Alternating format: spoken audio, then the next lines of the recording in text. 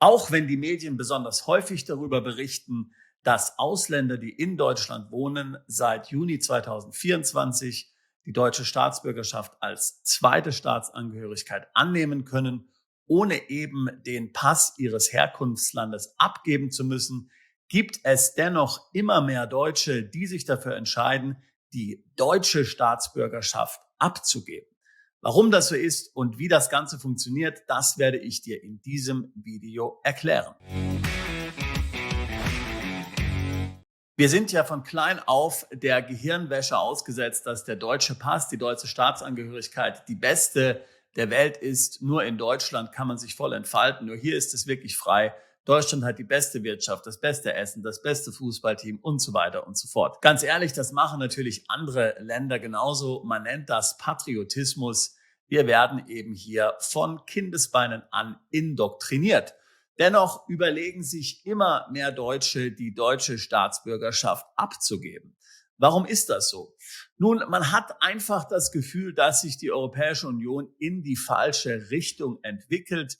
Es wird immer mehr ein Überwachungsstaat. Es ähnelt immer mehr China. Vor allen Dingen, wenn man die Maßnahmen bedenkt, die da noch auf uns zukommen. Stichwort zum Beispiel digitale ID, AMLA, Kontenregister, Vermögensteuer, möglicherweise mal ein Vermögensregister und so weiter und so fort. Etwas, das hierbei immer wieder diskutiert wird, ist auch die Besteuerung nach Staatsbürgerschaft, wie man es ja momentan in den USA kennt. Die Grünen haben sich schon dafür ausgesprochen in ihrem letzten Wahlprogramm.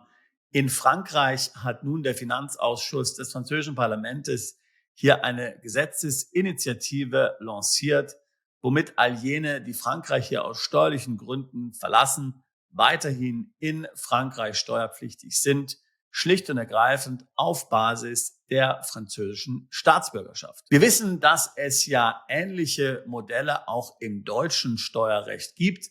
Wenn du Deutschland verlässt zum Beispiel und in ein Niedrigsteuerland umziehst oder auch digital Nomade bist, dann bist du möglicherweise immer noch in Deutschland erweitert beschränkt steuerpflichtig und auf manche Einkünfte immer noch in Deutschland steuerpflichtig, obwohl du Deutschland schon lange verlassen hast. Auch ist die Schenkungssteuer und Erbschaftssteuer nach dem Wegzug aus Deutschland an die deutsche Staatsbürgerschaft gebunden. Hier bist du noch 5 bis 10 Jahre steuerpflichtig in Deutschland. Diese Regelungen sind schon schlimm genug, tatsächlich aber betreffen sie nur recht wenige und betreffen natürlich auch nicht wirklich deine weltweiten Einkünfte. Worüber sich gerade viele deutsche Leistungsträger Sorge machen, ist natürlich die Besteuerung der Staatsbürgerschaft, und zwar nach dem amerikanischen Modell, wo dann wirklich die weltweiten Einkünfte weiterhin in Deutschland steuerpflichtig werden. Und es gibt eben auch noch andere Befürchtungen. Wir haben ja etliche geopolitische Brandherde momentan auf der Welt. Auch spricht man in Deutschland wieder von der Wehrpflicht. Friedrich Merz, der möglicherweise bald Bundeskanzler wird, sagt sogar, dass er diese für Frauen und Mädchen einführen will. Hand aufs Herz, wer will schon in einem sinnlosen Konflikt in einem gottverlassenen Land hier für eine Sache kämpfen, an die niemand glaubt? Du willst deine Kinder dem nicht ausliefern, ich natürlich auch nicht. Tatsache ist, um die Wehrpflicht kommst du nur wirklich herum, selbst wenn du im Ausland lebst, wenn du die deutsche Staatsbürgerschaft nicht mehr hast. Ansonsten bist du für den deutschen Staat greifbar, auch wenn momentan natürlich die Wehrpflicht ausgesetzt ist und wir natürlich Friedenszeiten haben. Wenn es einmal zum Spannungsfall oder gar zum Kriegsfall kommt, kann das Ganze natürlich anders werden. Natürlich ist das nicht ein Schritt, den man leichtfertig machen sollte. Natürlich hat die deutsche Staatsbürgerschaft auch viele Vorteile. Der deutsche Pass ist sicherlich einer der besten Pässe der Welt, wenn es um die weltweite Mobilität geht. Mit kaum einem anderen Pass kannst du in so viele Länder visumsfrei einreisen. Außerdem gibt es ja in Deutschland, wie ich es vorhin schon angedeutet habe, seit Ende Juni 2024 das Recht, eine weitere Staatsbürgerschaft zu erwerben, auch ohne den deutschen Pass abgeben zu müssen. Du musst nicht mal hier einen Beibehaltungsantrag stellen, wie das früher ja so üblich war. Ich persönlich würde dir auch raten, nicht leichtfertig mit dieser Entscheidung umzugehen. In der Tat solltest du wirklich nur im Extremfall hier die Abgabe des deutschen Passes erwägen. Beispiel eben Besteuerung nach Staatsbürgerschaft wird eingeführt oder du musst dich und deine Kinder vor der deutschen Wehrpflicht schützen oder eben etwas Ähnliches, was wir jetzt noch gar nicht absehen können. Mal angenommen, du hast dich dazu jetzt entschieden. Wie funktioniert das Ganze eigentlich? Was musst du hier beachten? Nun, das Wichtigste ist zunächst mal, dass du natürlich eine weitere Staatsangehörigkeit brauchst. Als Deutscher oder ehemaliger Deutscher darfst du nicht staatenlos sein. Du kannst die deutsche Staatsbürgerschaft nicht abgeben, wenn du keine andere Staatsbürgerschaft hast. So, auf diesem Kanal reden wir ja häufig darüber, wie man an eine weitere Staatsbürgerschaft kommt. Um es ganz kurz zusammenzufassen, du kannst einfach in einem Land für mehrere Jahre wohnen, 4 bis 5 Jahre normalerweise. Es gibt auch andere Länder, da musst du nur 1 oder 2 Jahre wohnen. Dann gibt es wiederum andere Länder, wo du durch Heirat eines Staatsbürgers oder durch Geburt eines Kindes in dem Land sehr schnell die Staatsbürgerschaft bekommen kannst. Zum Beispiel Brasilien oder Argentinien. In wieder anderen Ländern kannst du eine Immobilie erwerben und erhältst so die Staatsbürgerschaft. Beispiel die Türkei. Oder aber du kannst eine Spende an die dortige Regierung machen und kannst somit einen Pass käuflich erwerben. Vorteil hier, dass es relativ schnell ist, bis du den Pass hast und du brauchst noch nicht umziehen und du musst dich auch nie in diesem Land aufhalten. Bekannt sind ja hier die karibischen Inseln, zum Beispiel Antigua und Barbuda, St. Lucia, Grenada und so weiter oder eben auch Vanuatu. Das Ganze fängt bei ungefähr 100.000 an und du kannst natürlich hier auch für deine ganze Familie einen solchen Pass beschaffen. Dann dauert es circa 6 bis 12 Monate, bis du den Pass hast. So, wenn du nun den Pass hast, du hast nun die zweite Staatsbürgerschaft. Wie gesagt, die deutsche Staatsbürgerschaft musst du zu diesem Zeitpunkt nicht aufgeben. Dann kannst du erstmal einfach weiter in Deutschland wohnen oder wo auch immer du wohnst. Du musst an deinem Leben gar nichts verändern. Nehmen wir einmal an, dass nun wirklich der Krisenfall absehbar wird, die Besteuerung der Staatsbürgerschaft wird eingeführt oder es soll hier zur Wiedereinführung der Wehrpflicht kommen oder zu einer kriegerischen Auseinandersetzung oder was auch immer. Dann musst du die Abgabe der deutschen Staatsbürgerschaft beantragen. Bist du im Ausland, dann tust du dies bei der deutschen Botschaft, die für dich zuständig ist. Hältst du dich in Deutschland auf, dann reichst du den Antrag beim Bundesverwaltungsamt ein. Wenn du denkst, dass du diese deutsche Staatsbürgerschaft so ohne weiteres abgeben kannst, dann hast du dich getäuscht. Auf der Webseite des Bundesverwaltungsamtes heißt es nämlich Voraussetzungen für den Verzicht. Der Verzicht auf die deutsche Staatsangehörigkeit ist nur dann rechtswirksam, wenn die Erklärung von uns als Staatsangehörigkeitsbehörde genehmigt wurde. Auch wenn in Deutschland die generelle Wehrpflicht zurzeit ausgesetzt ist, wurde sie nicht endgültig abgeschafft.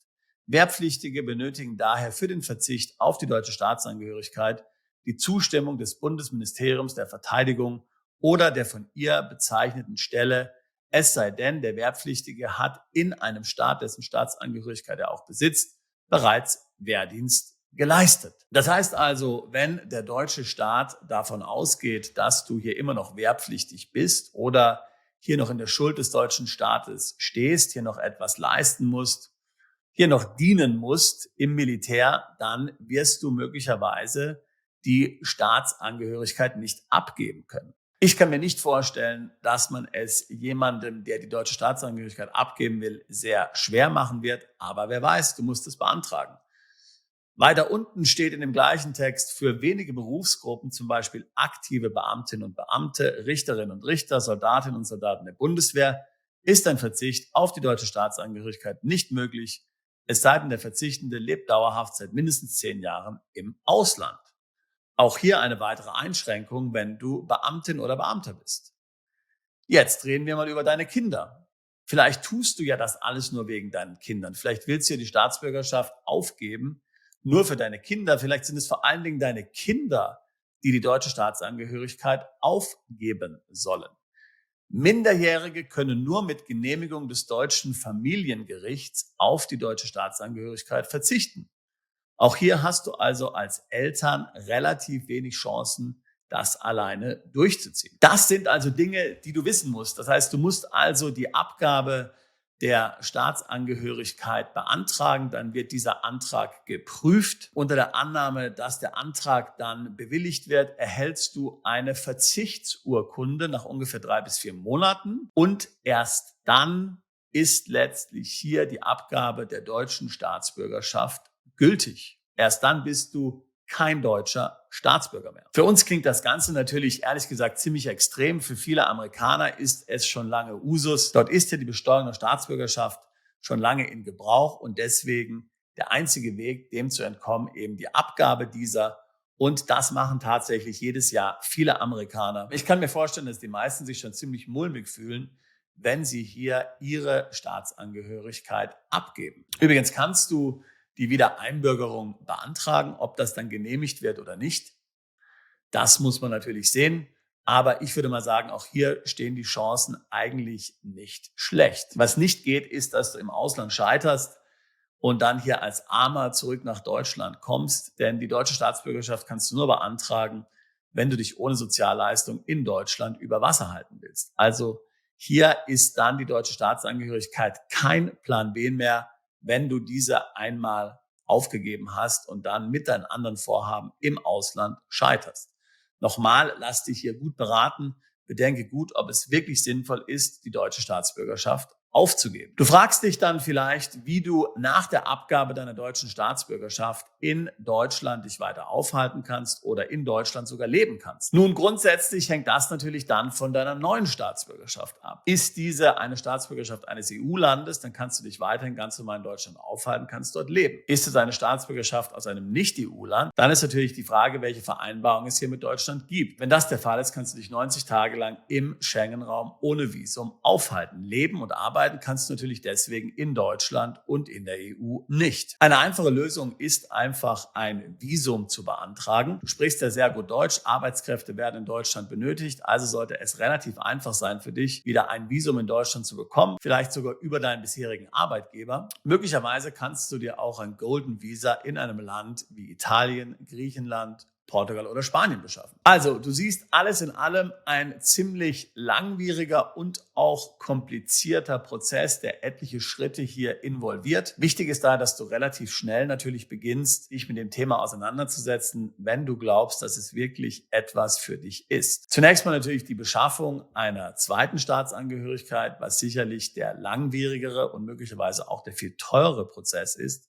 Dann hättest du zunächst mal beide Staatsangehörigkeiten für einen gewissen Zeitraum. Und wenn es dann wirklich ernst wird, kannst du dann die deutsche Staatsangehörigkeit abgeben über den Weg, den ich gerade beschrieben habe. Wenn das ein Thema ist, das auch für dich relevant ist und du dich aktiv mit der Etablierung eines Plan B im Ausland beschäftigst oder schon einen Plan A hast und weißt, dass du weg willst, dann würden wir uns freuen, dich diesbezüglich zu beraten. Mein Kollege Daniel Taborek, den du sicherlich hier von anderen Videos kennst, ist bei uns im Hause spezialisiert auf die Zweitpässe und auch Aufenthaltsgenehmigungen.